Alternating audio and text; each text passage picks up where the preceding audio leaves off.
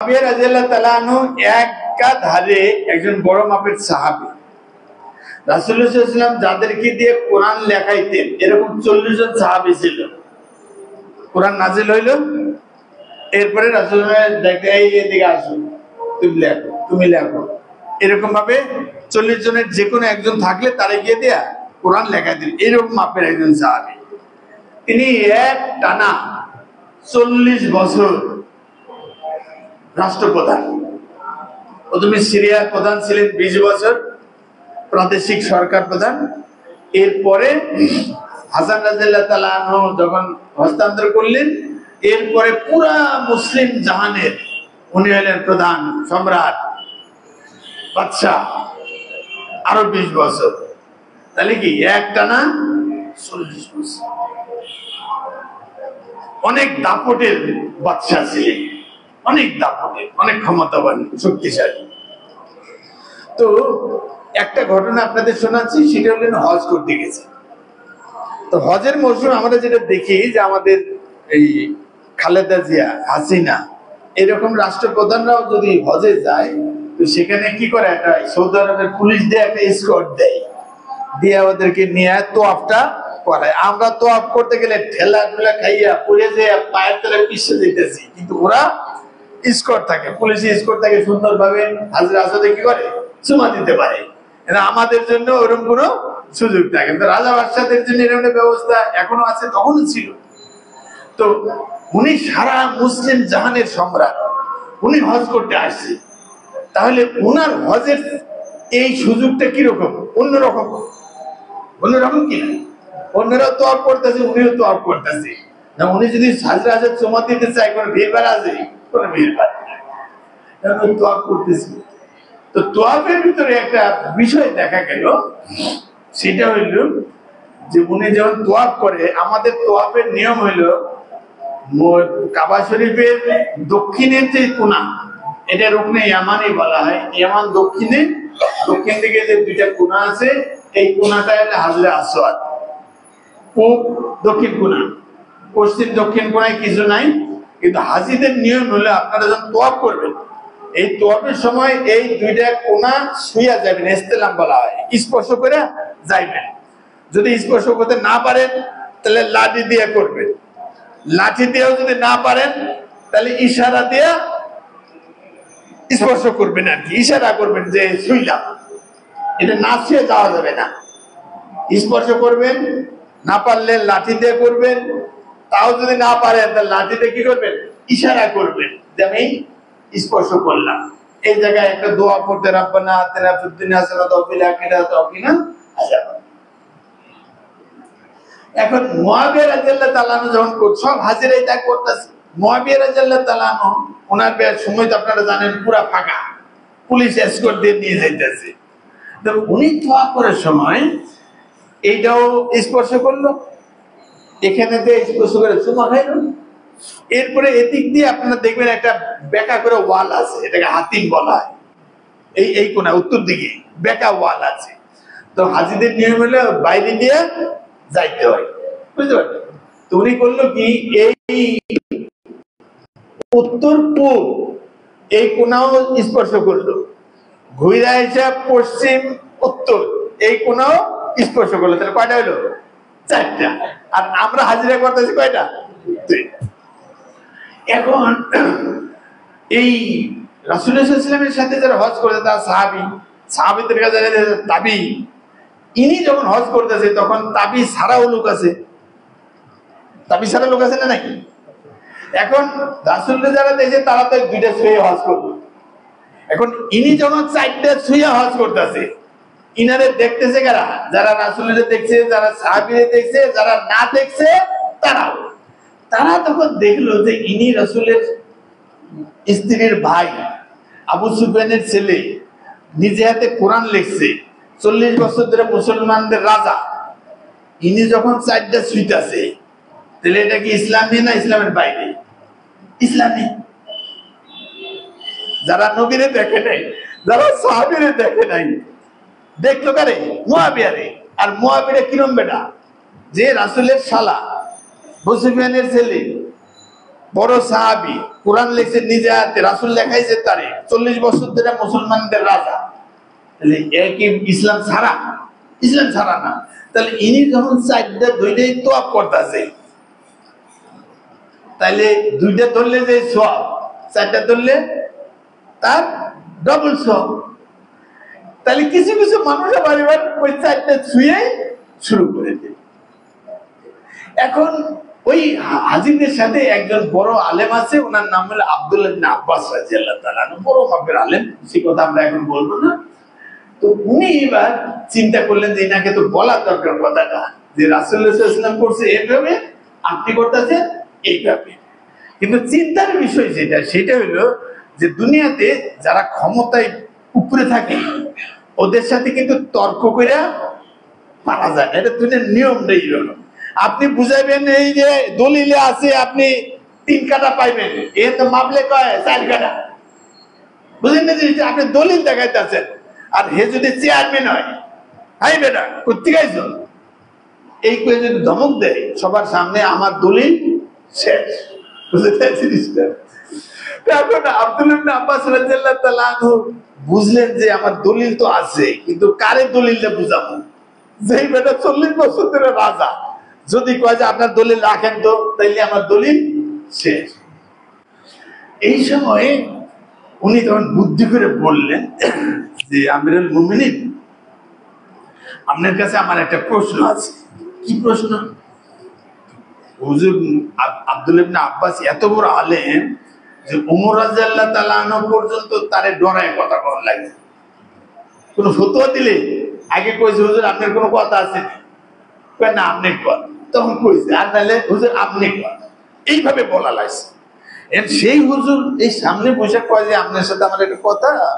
কি কথা? কয় যে আমি তো কোরআন মুখস্থ করছি আপনাদের কাছে, আর আপনারা কোরআন মুখস্থ করছেন নবীর কাছে। তা আমি যে কোরআন পড়ছি সেখানে একটা আয়াত আমার কাছে মনে হইতেছে যে এটা মনে হয় কোরআনের আয়াত না। তা এটা আমি বুঝবো কিভাবে? এটা আপনারা হয়তো বলতে পারবেন। এই জন্য আমি আপনার এই আয়াতটা শোনাইতে চাই যে এটা কোরআনের আয়াত নাকি আয়াত না। তখন বুঝেন জিনিসটা, সুরের মন পুলিশ পুলিশ। এত বড় আলেম হে যখন কয় যে এটা আয়াত না, আয়াত না, আমি রাজা বাচ্চা মানুষ, আমি তো আয়াতের খবর রাখি কেমনি? তখন উনি বললেন যে কি সেটা আপনার মনে হয়? কয় যে আমি রাসূলদের সাহাবীদের সবাইরে দেখছি ওনারা 2টা শুয়ে হজ করছে, আপনার দেখতে যে আপনি 4টা ধরে হজ করতেছেন, বিষয়টা। তখন ইনি দেখলেন যে বড় লোকের সাথে যেমন তর্কে যাইতে হয় না, আবার যারা জ্ঞানী মানুষ তাদের আবার জ্ঞানের পেছে ফেলাইতে হয় না। জ্ঞানের পেছে ফেলাইলে আপনি ছোট হয়ে যাবেন। তখন উনি কইলেন যে হুজুর আপনি যে প্রশ্ন করছেন এর উত্তর আছে, তো উত্তরটা দেওয়ার আগে আমার একটা উত্তর জানার দরকার আছে, তাইলে আমি উত্তর দিতে পারবো। কি উত্তর? হুজুর আপনি তো কাবা শরীফ সম্পর্কে জানেন আমার চেয়ে বেশি, তা আপনার কাছে আমার একটা প্রশ্ন, যে আফিল বাইতে মাউদা লাইবার, এই কাবা শরীফটা যে 4টা দেওয়াল আছে, এই 4 দেওয়ালে যে ইট আছে, এই ইটের মধ্যে এমন কোন জায়গা আছে যে জায়গাটায় বরকত নাই? প্রশ্নটা বুঝছেন কিনা আপনারা? উত্তর দেওয়ার আগে কইতেছে এই উত্তরটা আমার আগে জানার দরকার, যে কাবা শরীফের এমন কোন ইট আছে যে ইটের মধ্যে বরকত নাই?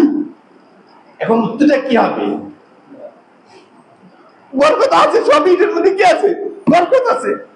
যদি কয় হ্যাঁ আছে, তাইলে উনি কি বলবে? বলবে যে আমি তো খালি 4 কোনা ধরছি, আমার তো আসলে হাত ছুড়ানির কথা না, এই যে হাতে লাগাবো, এই হাত পুরো লাগায় খালি ঘুরাইতে না, হাত ক্ষয় যায় যাবে, কিন্তু হাত যদি না ছুটে বরকত নিতে হবে। যেটা বাংলাদেশে হাজিরা কাবা শরীফে যদি যান, আপনারা দেখেন ফজরের নামাজের পরে ছবি দেখবেন ইউটিউবে, ওই যে ইমাম সাহেব যখন ছুড়ে যায় তখন দৌড়ে যায় কাবা শরীফে গিলাফটা ধরে আর কি। তো অনেক হাজিরিন দেখবেন যে এইভাবে যায়, এইভাবে লাগায় যায় কাবা শরীফ ওয়ালের সাথে, এভাবে লাগিয়ে দিলেন কাবা শরীফের বরকতটা দেওয়ার জন্য। তখন উনি এই প্রশ্ন করলো যে এমন কোন জায়গা আছে, হুজুর এবার আমার বিপদে পড়ছে। তখন হুজুর দেখলো যে ইনারের যুক্তি দিয়ে তো হারানো যাবে না, তো কি করা। তুমি চিন্তা করলেন যে যে সাপের কামড়ে মানুষ মারা যায় সেই সাপও কিন্তু মানুষের উজার হাতে মরে, বিষ নামাই দেয়। সেটা কি করতে হয়? হলুদ করা দেয়। হলুদ করা দেয় না আপনার দেশে সাপের? তুমি তখন বলতেছে আমিরুল মুমিনিন, আপনি যে প্রশ্ন করছেন এই প্রশ্নের উত্তর অবশ্যই আমি দিব, আপনিও জানেন, তো সবার সামনে আমার দেওয়া লাগবে যে আমিও দিব। তো তার আগে আমার একটা প্রশ্ন আপনার কাছে, উত্তর না দিয়া আপনার কাছে আমার একটা প্রশ্ন। কি প্রশ্ন? এটা ইবনে কাইয়িম ইলামুল মুওয়াক্কিন বলে একটা বই আছে, 2 খণ্ডের, এই কিতাবের মধ্যে লম্বা চড়া কাহিনী আমি সবই শোনাচ্ছি। তো কি প্রশ্ন? তো বলছে কোরআনে যে বলতেছে যে ওয়ালাকাদ কানা লাকুম ফি রাসূলিল্লাহি উসওয়াতুন হাসানাহ, আল্লাহ বলতেছে যে তোমাদের জন্য আমলের কারণে, আমলের জন্য কেমনে তোমরা আমল করবা, এই আমলের জন্য সবচেয়ে উত্তম আদর্শ হইল তোমাদের নবী। লাকাদ কানা লাকুম ফি রাসূলিল্লাহি উসওয়াতুন হাসানাহ। আল্লাহ বলতেছে যে তোমাদের আমলের জন্য উত্তম আদর্শ কে? রাসূলুল্লাহ সাল্লাল্লাহু আলাইহি ওয়াসাল্লাম। এটা কি কোরআনের আয়াত? ওই আগে প্রশ্ন করছিল এটা কি কোরআনের আয়াত? আমি তো আয়াত হিসেবে মুখস্থ করছি, কিন্তু আপনারা তো সাহাবী, আমি তো সাহাবী না। আমরা নবীর কাছে পড়ছেন আর আমরা আপনাদের কাছে পড়ছি, আমি তো মনে করি এটা কোরআন। এইটা যদি কোরআন হয় তাহলে মানেটা কি? রাসূলের আদর্শ কয়টা ধোয়া, কয়টা ছোঁয়া? 2টা। আর আপনি বুঝছেন কয়টা? তা আদর্শ কয়টা হইল? উত্তম কোনটা?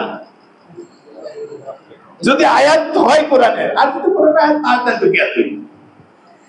এই হলুদ পরা যখন সামনে ধরছে, সাথে সাথে ওনার মাথার মধ্যে হেঁটে কসখায় কেট খেয়ে গেল। হাই হাই, এই কি করছি আমি?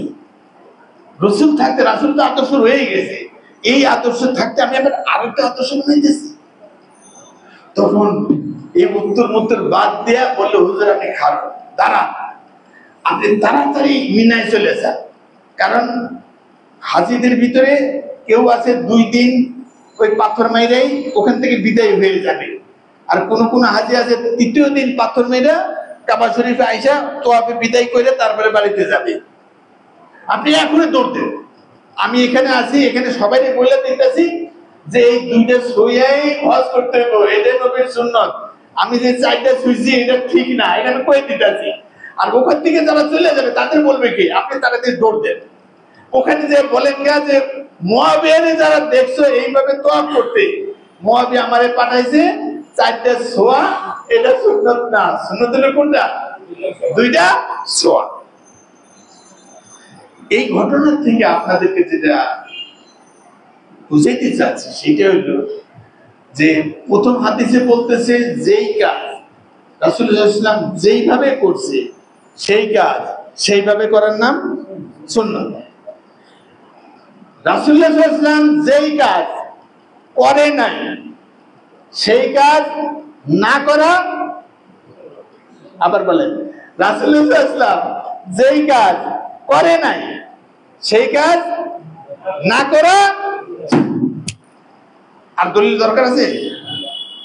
এখন আপনি ফয়তা খাওয়াবেন কে খাওয়াবেন না আপনি বুঝছেন। তাই রাসূলুল্লাহ সাল্লাল্লাহু আলাইহি ওয়াসাল্লাম মানুষ মরছে কিনা, তার আত্মীয় স্বজন মরছে কিনা, তার ছেলে মেয়ে মরছে কিনা, সাহাবীদের সময় তাদের বাপ মা মরছে কিনা, ছেলে মেয়ে মরছে কিনা, তাদের জন্য দোয়ার দরকার আছে কিনা, তারা এই 7 গ্রাম খাওয়াইছে কিনা। যদি খাওয়ায় থাকে আপনি খাওয়ান, যদি না খাওয়ায় থাকে তাহলে না খাওয়ানোটাই কি হইল?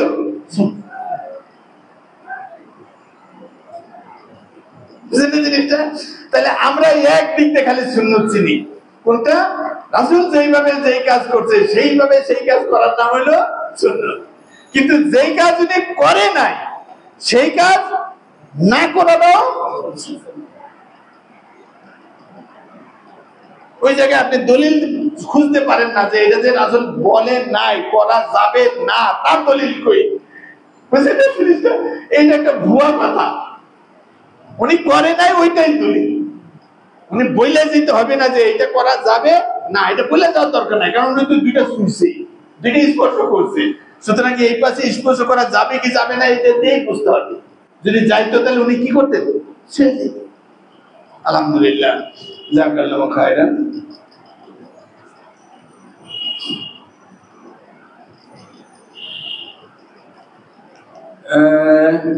কঠিন কঠিন প্রশ্ন। মা বাবা ছাড়া বিয়ে করলে গ্রহণযোগ্য হবে না, এটার সংশোধনের উপায় কি? এটা সংশোধনের উপায় হলে মা বাবাকে জানাই দিলেই হবে। মা বাবা না থাকলে গার্জেন থাকলে গার্জেনদের জানাই দিলে হবে। আর আপনি যদি এখন গার্জেন হয়ে যায় থাকেন তো গার্জেনের কাম কি হয়েছে? শেষই হয়ে গেছে। ঠিক আছে না জিনিসটা? সাবল্য হয়ে গেলে ছেলের জন্য তো বিয়েতে সমস্যা নাই, মেয়ের জন্য হলো সমস্যা। মেয়ের যে অলি দরকার ছিল, বাবা মামাকে জানানো দরকার ছিল। বাবা মা না থাকলে তার বড় ভাই আছে, চাচা আছে, খালু আছে, মামু আছে, তাদেরকে জানানো দরকার ছিল। তাদেরকে জানাইতে না পারলে আমাদের দেশের যেই আইন আছে, আইনে অলি হওয়ার জন্য এক সরকারি কর্মকর্তারা আছে, তাদের কাছে রেকর্ড থাকে। সেই রেকর্ডের সামনে যেয়েও আমরা এই কাজটা সম্পাদন করতে পারি। সেটাও তাদের কি হয়? অলি হিসেবে অলির দায়িত্ব পালন করে। পিতামাতা যেভাবে দায়িত্ব পালন করে এরাও সেই দায়িত্ব পালন করতে পারবে ইনশাআল্লাহ।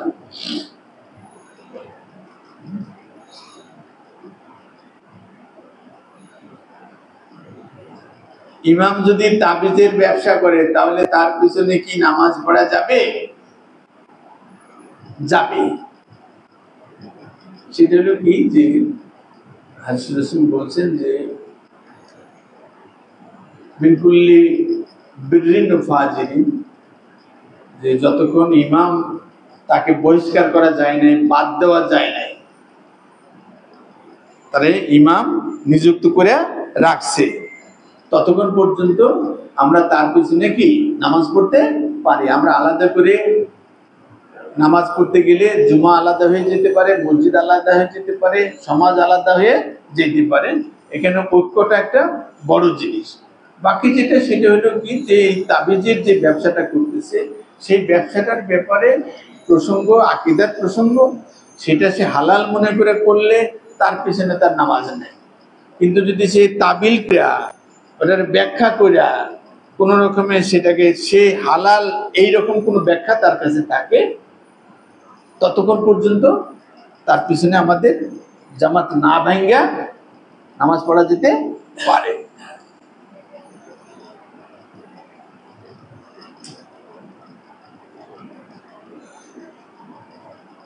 এটা খুব সাধারণ প্রশ্ন। মৃত ব্যক্তি গোসল দিলে টাকা নেওয়া যায় না, কিন্তু কেউ যদি হাদিয়া দেয় সেটা কি নেওয়া যাবে?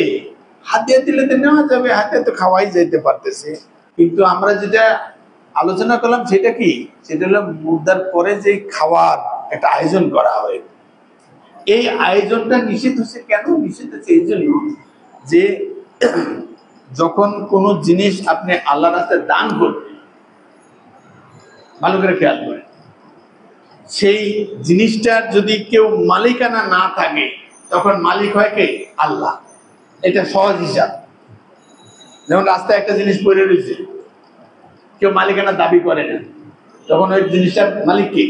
আল্লাহ। আল্লাহ মালিক হলে তখন আল্লাহ যাদেরকে দেয় তারা নিতে পারে। ওই যে 8 জন ওইটা তুলে খাইতে পারে, গরিব মানুষ খেতে পারবে কিনা? পারবে। আপনি যদি নিতে চান তাহলে কি করতে হবে? 3 বার ঘোষণা দেওয়া লাগবে। এরকম সিস্টেম আছে না নেই?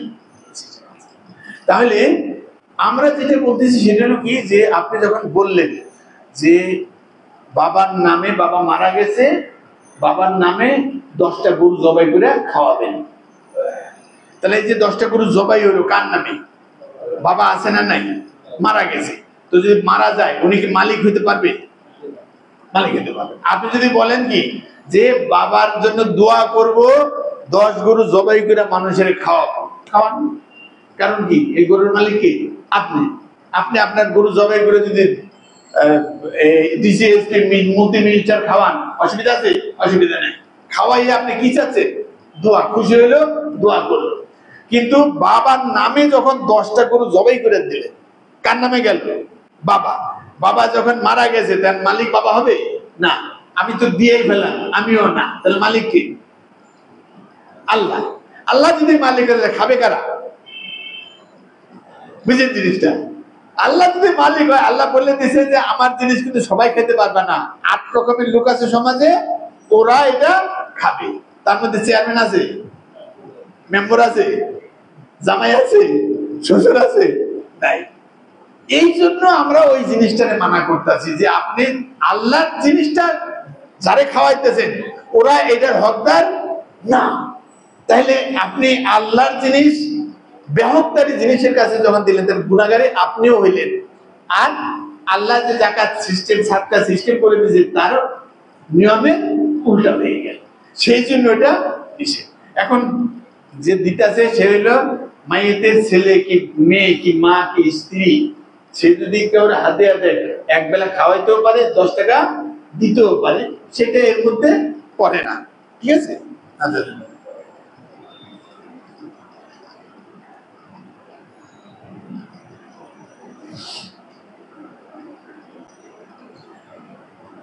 আমার থেকে কেউ 2 লক্ষ টাকা ধার নিছে, তার জাকাত কে দিবে? যে ধার নিছে সে দিবে নাকি যার টাকা সে দিবে? স্পষ্ট কথা, যে নিছে সে তো ধারই নিছে, সে তো এমনি ঋণের মধ্যে রয়েছে না, তো তার জাকাত করতে হবে, তার তো জাকাত নেই। এখন আমি এই টাকার জাকাত দিব, তবে জাকাত দিব কখন? জাকাত দিব এই টাকা যখন আমি আবার হাতে পাবো, কারণ হাতে না পাওয়া পর্যন্ত ওই টাকার ব্যবহার মিলকিয়াত সেটা আরেক জায়গায় পড়ে রয়েছে, ওই জায়গায় থাকতে তো আমি কি দিতে পারতেছি না, জাকাত দিতে পারতেছি না, এই টাকার বৃদ্ধিও হচ্ছে না। ওই টাকাটা ফেরত পেলে আমার হাতে আসলে আমি জাকাত দিব ইনশাআল্লাহ।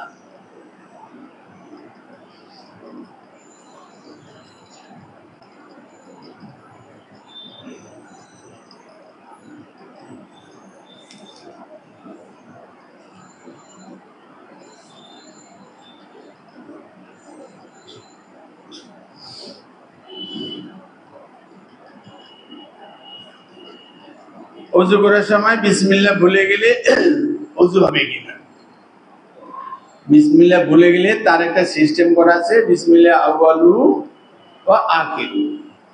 বিসমিল্লাহ আউয়ালুহু ওয়া আখিরু প্রথমে বলার দরকার ছিল, এখন আপনার মনে হয়েছে, তখন শেষে যে এটা পোষাই দিলেন, বিসমিল্লাহ শুরুতেও আল্লাহ শেষেও আল্লাহ। ওইটা দোয়াটার মানে হলো কি, শুরুতেও আল্লাহ শেষেও আল্লাহ। খাইতে বসছেন, বিসমিল্লাহ বলে খাওয়া শুরু করবেন, এখন 2 নলা খাওয়ার পরে মনে হইতে যে বিসমিল্লাহ তো বলি যায়, তখন কি বলবেন? বিসমিল্লাহ আউয়ালুহু ওয়া আখিরু, শুরুতেও আল্লাহ শেষেও আল্লাহ।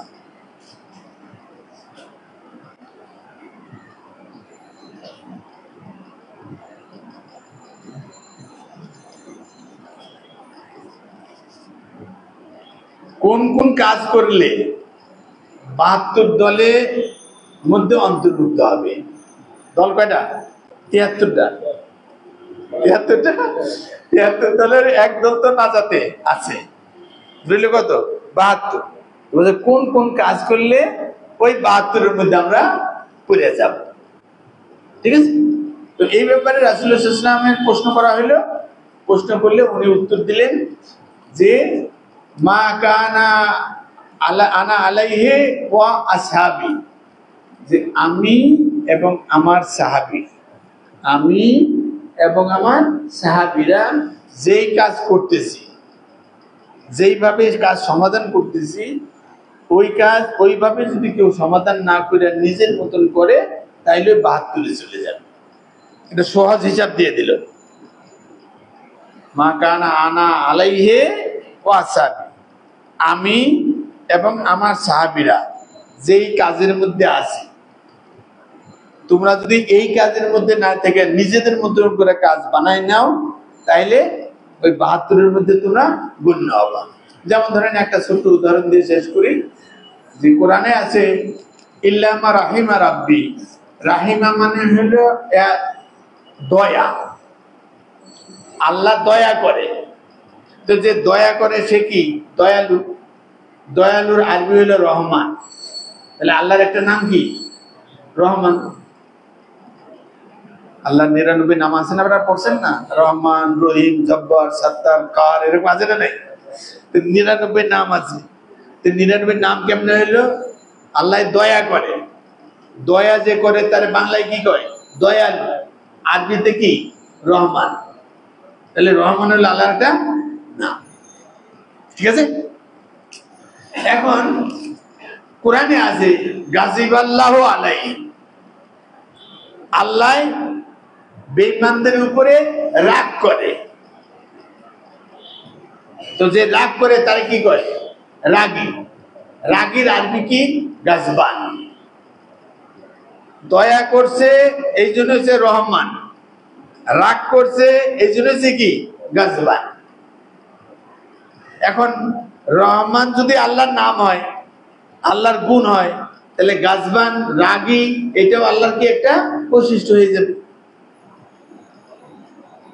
তো 99 নামের মধ্যে এই গাজবান নাই। ভালো করে খেয়াল করে, 99 নাম গইনে দিছে না আমারে। কিন্তু কোরআনে দেখা যাইতেছে যে এই গাজিবা শব্দ আছে। গাজিবা মানে রাগ করা। যে রাগ করে তারে কি বলা যায়? রাগী। তাহলে আল্লাহর একটা নাম কি হইতে পারে? রাগী। তাহলে রাগী হয়ে গেলে এখন আল্লাহর নাম হবে কয়টা? 100টা। দলিল দিলেন কি দিয়া? কোরআন দিয়া। কোরআন দিয়ে দলিল দিয়ে আল্লাহর নাম বাইর করছেন। এমন হয়েছে 100টা। আর সাহাবীরা কোনছে কয়টা? 99টা। রাসূল সাল্লাল্লাহু আলাইহি ওয়াসাল্লাম বললেন, আমি আমার সাহাবীরা যেইভাবে কাজটা সমাধান করছি, তোমরা যদি বেশি বুঝা ওইটার চেয়ে বেশি কিছু করো, তাহলে 72-এর মধ্যে ভুলে যাও। এখন গাজিবাল্লাহু আলাইহিম মানে আল্লাহ রাগ করে। আল্লাহ কি করে? রাগ করে। সাহাবীরা বুঝলো আল্লাহ রাগ করে, নবী বলল আল্লাহ রাগ করে। এখন আপনার চট্টগ্রামের মানুষ এরা করলো যে আল্লাহ রাগ করে, মানে দেখে রাগ কখন করে? রাগ করে যখন একটা জিনিস ঠিক মতন বোঝা না যায়, তখন রাগ করে। যেমন আপনার ছেলে সামনে এসে দাঁড়াইয়া আপনার বলবে, বাবা আমার 10টা টাকা দাও, আমি একটা চিপস কিনে খাবো। এখন সেই ছেলে যখন সামনে দাঁড়ায় বলবে 10 টাকা দিয়ে জানালে ঠ্যাং ভেঙে গেল, রাগ উঠবে কখন? যখন শেষের কথাটা বলবে। কথা ঠিক না বেঠিক? রাগ কারে কয়? যখন কাজটা জুত মতন না দেখেন তখন হলো রাগ। তা আল্লাহরে যে বললেন আপনি আল্লাহ রাগ করে, তাহলে আল্লাহ কি কাজ জুত মতন দেখতেছে না? মানে আল্লাহর সামনে কুফরি করে কিনা, আল্লাহর সামনে শিরক করে কিনা, আল্লাহর সামনে আবু জেহেল আছে কিনা, আল্লাহর সামনে নমরুদ আছে কিনা, সবই তো আল্লাহর সামনে হইতেছে। তাইলে উনি কোনটা জুতমত হবে, কোনটা জুতমত হবে না, এই বিবেচনা কি ওনার করার দরকার আছে? করার দরকার নেই। তাহলে আল্লাহ রাগ করে কেমনি? আল্লাহর জন্য রাগ করা বলা যাবে না। বুঝি কি বলতে হবে? আল্লাহ এখানে রাগ করে মানে আল্লাহ তারা শাস্তি দেয়। আপনি বাংলা কোরআন খুলেন, এই কোরআনের যে আয়াত বললাম, এই আয়াতে সাহাবীরা বলতেছে আল্লাহ রাগ করে, আর আমরা বলতেছি কি আল্লাহ শাস্তি দেয়। বুঝলেন জিনিসটি কেন বলতেছি? কারণ রাগ বললে আল্লাহরে ছোট করা হয়ে যায়। এই বুঝলে কে বুঝলো? আমি আর আপনি। আর সাহাবীরা বুঝলো কি যে না, ওই রাগ আর আমাদের রাগ এক না। তাহলে কোরআনটা বুঝতে গেলাম কাদের মতন করে? নবী যেভাবে বুঝছে, সাহাবী যেভাবে বুঝছে তার বাইরে। তাহলে যখন এই নবী এবং সাহাবীদের বাইরে আমি আপনি চিন্তা করব, তখনই হলো 72-এর হিসাব। আর যদি নবী যেভাবে করছে, সাহাবী যেভাবে করছে, আমি আর আপনি সেইভাবে চেষ্টা করি, ইনশাআল্লাহ আমাদের 72-এর কোন চিন্তা করা লাগবে না। যেটার মধ্যে ওনারা আছে, আমাদেরকে যেন আল্লাহ সেই দলে কবুল করে নেয়, সেই তৌফিক আল্লাহ আমাদের সবাইকে দান করুন।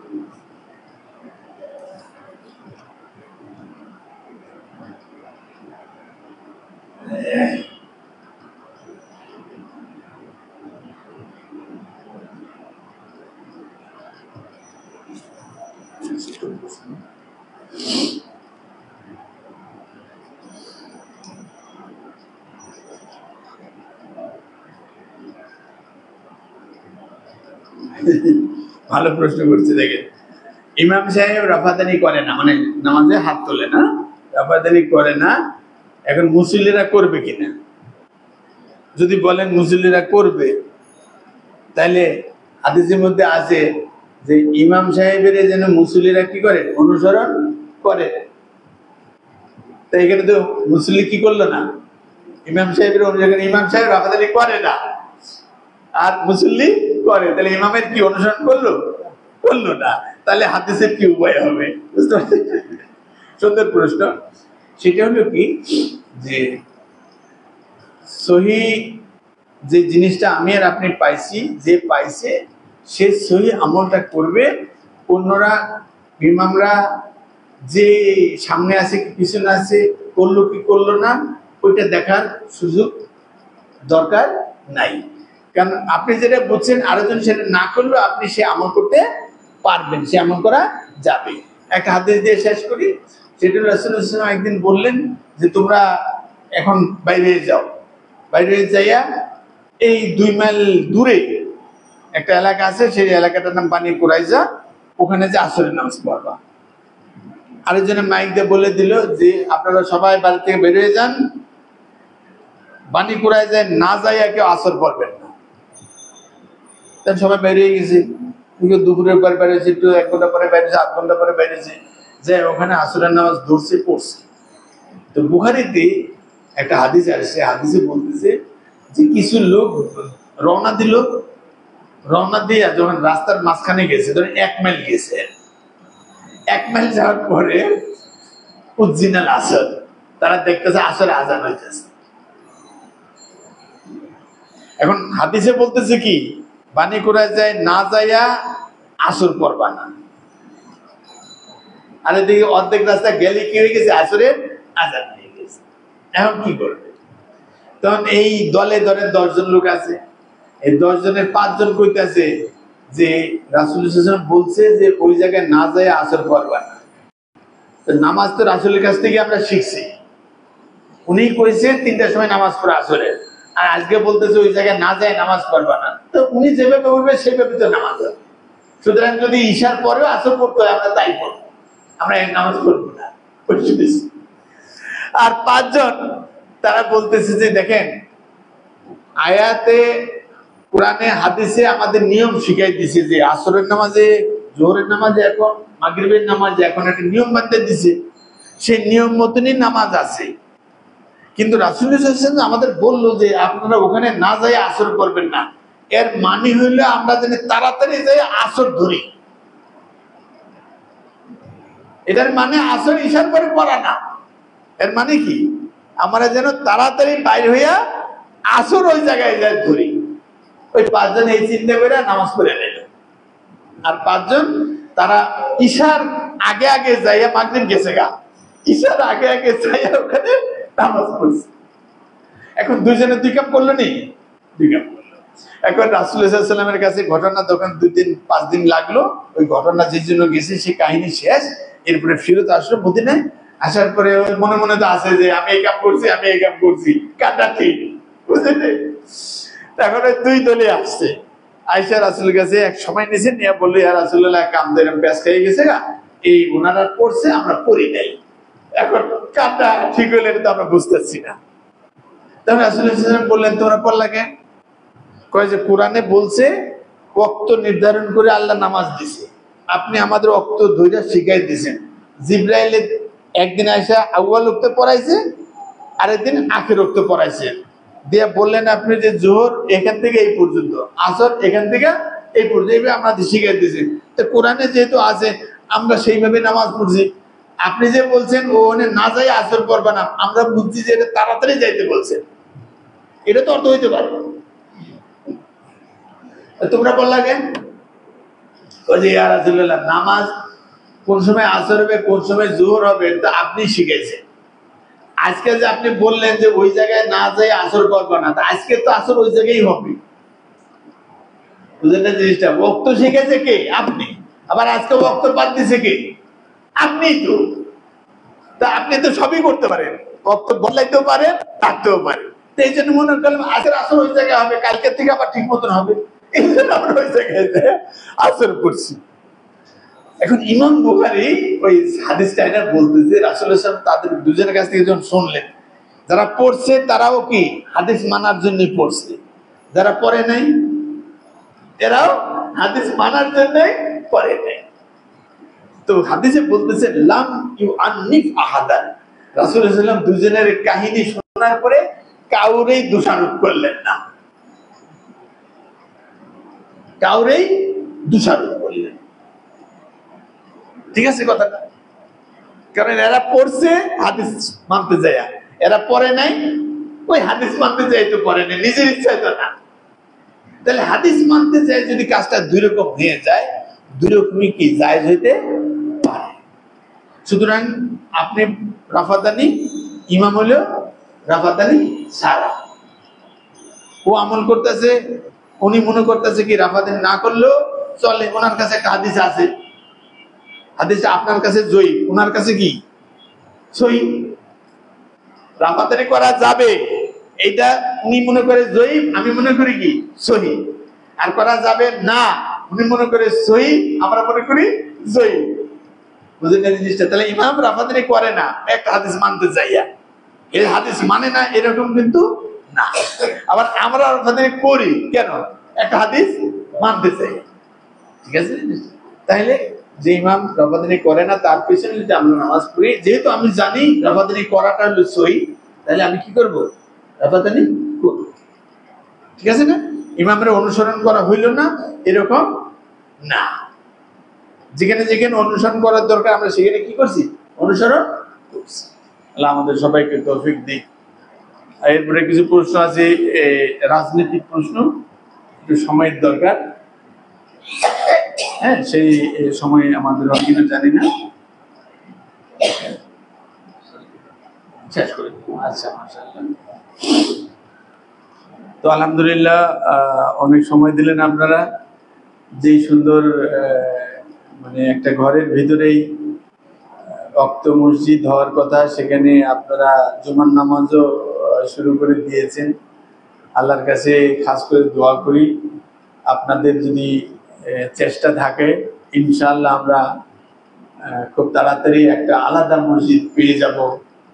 আল্লাহ যেন আমাদের সেই একটা আলাদা মসজিদের ব্যবস্থা করে দেয়, সেই জন্য সবাই বলেন আল্লাহুম্মা আমিন। আল্লাহ আমাদেরকে সেই তৌফিক দিক। এই সমাজে অনেক মানুষ আছে যারা মসজিদ দেওয়ার জন্য চেষ্টা করে, দেওয়ার জন্য জায়গা খুঁজে, আমরা হয়তো সেই জায়গায় পৌঁছতে পারি নাই, বিধায় আমাদের দেরি হইতেছে আর কি। নাইলে এরকম টাকা নিয়ে ঘুরতেছে এরকম মানুষও আছে।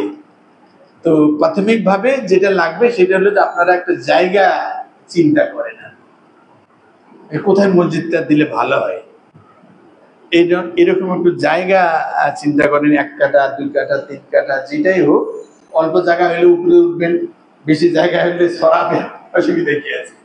এখন যেহেতু আপনাদের শহরের ভিতরে এখানে অনেক জায়গা পাওয়া কঠিন, অনেক জায়গা পাওয়া কঠিন আছে।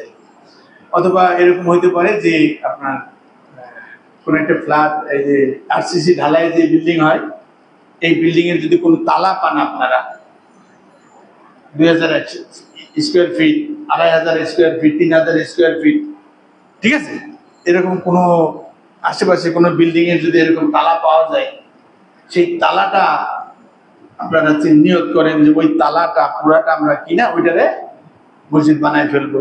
তাহলে এই ওয়াল মল সব খুলে দিলাম, খুলে দেওয়ার পর পুরাটা কি হয়ে গেল? মসজিদ হয়ে গেল। ঠিক আছে? তো প্রথম খুঁজেন একটা জায়গা, হ্যাঁ, একটা জায়গা খুঁজেন আশেপাশে, দূরে হলে তো আপনাদের জন্য অসুবিধা, তাই না? আশেপাশে একটা জায়গা খুঁজেন, জায়গা আমাদের যদি মুওয়াফাক না হয় তাহলে এরকম আশেপাশে এরকম একটা চিন্তা করা যায় কিনা, একটা বিল্ডিং এর একটা তালা আমরা চিন্তা করতে পারি কিনা, হ্যাঁ, তাহলেও একটা যেমন মসজিদের মতন মসজিদ আমরা শুরু করতে পারি। বাকি আলহামদুলিল্লাহ মাদ্রাসার কাজ আমরা আরম্ভ করে দিয়েছি, এটা খুবই খুশি খবর যে আমাদের এখান থেকে ছেলেরা, আমাদের ছেলে মেয়েরা লেখাপড়া করে বড় হয়ে ওরাই ইনশাল্লাহ আমাদের খুতবা শোনাবে, ওরাই আমাদের ঈদের নামাজ পড়াবে, ওরাই আমাদের মাসলা মাসাইল সবকিছু ইনশাল্লাহ শিখাইতে পারবে। তখন আর রাজশাহী থেকে ঢাকা থেকে হায়ার করে আমাদের শাইখানা লাগবে না ইনশাল্লাহ, ওনারা আসবে ভিজিট করার জন্য, দেখার জন্য আমাদের কাজ কার্যক্রম মনিটরিং করার জন্য, কিন্তু আমাদের এই সব পরিচালনা করবে আমাদের ছেলে মেয়েরা ইনশাআল্লাহ। তখন এই আশেপাশে যারা উল্টাপাল্টা বলতেছে, এই রাজশাহী থেকে একজন আসলো, জুমার খুতবা দিয়ে চলে গেল, আপনারা বিপদে পড়লেন, জব দেওয়ার লোক আর নাই, আবার 7 দিন পরে কে আসবে তার সাথে বসাবেন।